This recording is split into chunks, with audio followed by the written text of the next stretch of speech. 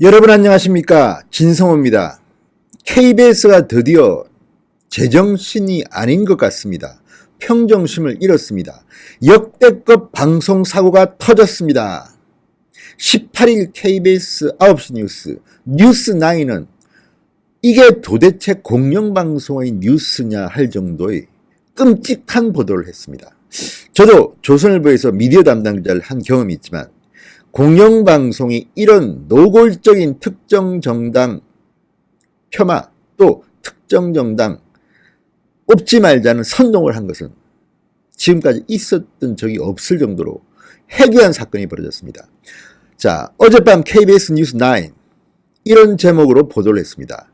일본 제품 목록 공유, 대체품 정보 제공까지 이런 제목의 리포트에서 최근 일본의 경제 보복으로 불거진 국내 일본 제품 불매운동을 소개했습니다.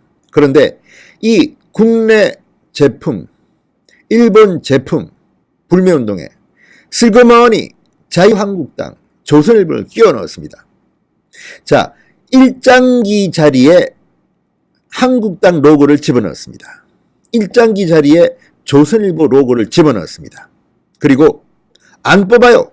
한국당 로고는 안 뽑아요. 조선일보 로고는 안 봐요. 이런 문구를 넣어서 보도를 했습니다. 정말 믿겨지지 않는 엄청난 폭거입니다. 자, 이것은 제가 볼 때 방송법 위반, 방송통신심의위원회법 위반, 온통 다 위반입니다. KBS가 만든 제작 가이드라인에도 명백히 위반입니다.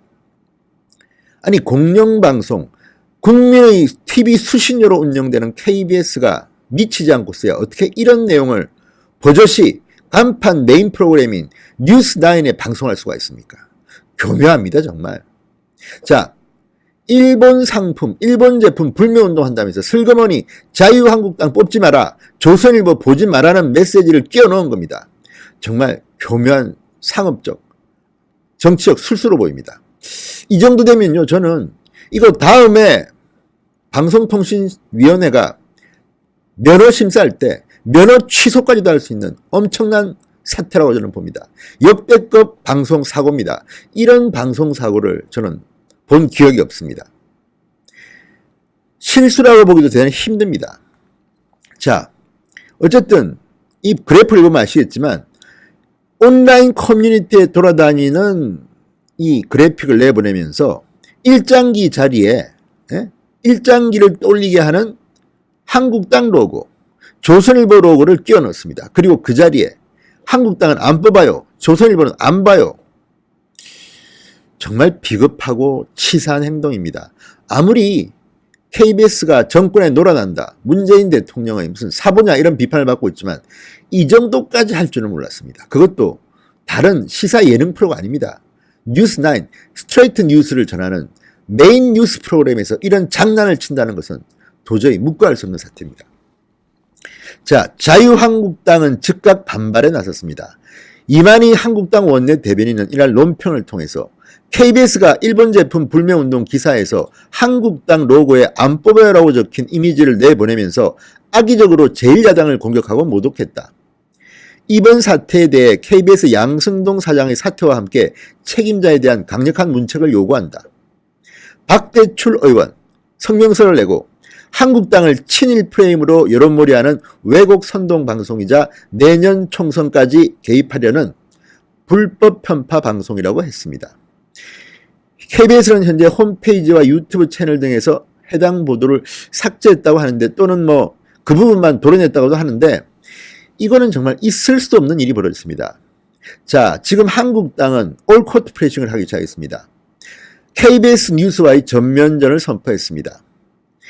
나경원 원내대표는 이날 KBS 본관 앞에서 한국당 의원들과 함께 기자회견을 열었습니다. 2019년 7월 18일 KBS 뉴스는 사망했다. 공정보도 정신은 어제부로 파산했고 이제 더 이상 뉴스도 언론도 아니다.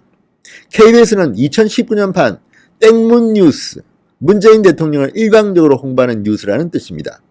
땡문 뉴스로도 모자라 여당 총선 캠페인을 방송했다. 한국당은 청와대의 정치적 괴물이 되어가는 KBS 뉴스와의 전면전을 선포한다. 자, 법적 조치도 단계적으로 밟아가겠다. 방송심의위원회에 즉각 제소하고 민형사상 고소고발 조치를 하겠다. 범국민 수신료 거부 운동을 펼쳐 분노하는 민심을 똑똑히 보여드리겠다. 한때 TV 수신료 KBS 거부 운동 했는데 지금 어떻게 됐는지 종적도 없어졌습니다. 빨리 제기하십시오. 또 양승동 KBS 사장의 사퇴를 촉구하면서 청문회 실시 없이는 공영방송 투쟁을 멈추지 않겠다고 했습니다. 청문회 실시도 하고 공영방송 투쟁도 계속 하십시오. 지금 양승동 사장은 KBS의 시사기획 창입니까? 문재인 대통령이 태양광 비리의 뒤에 관련되어 있다는 의혹을 보도했습니다. 자, 이것과 관련해서 양승동 사장의 출석을 요구했는데 지금 연일 나오지 않고 있습니다.